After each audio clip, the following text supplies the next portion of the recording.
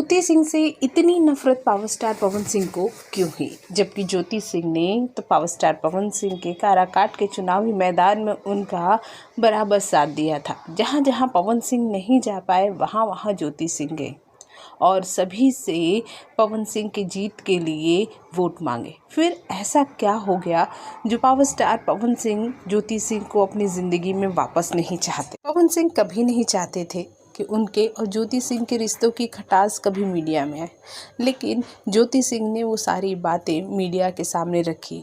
फिर जगह जगह इंटरव्यू दिए, बहुत कुछ हुआ जो कि पवन सिंह को और उनकी फैमिली को ज़रा भी रास नहीं आया। वो पवन सिंह से माफ़ी भी मांग रही हैं। अगर आप उनका इंस्टा पोस्ट देखें हाल ही में, तो उन्होंने एक पोस्ट किया है और उसमें एक कपल है जो काफ़ी बूढ़ा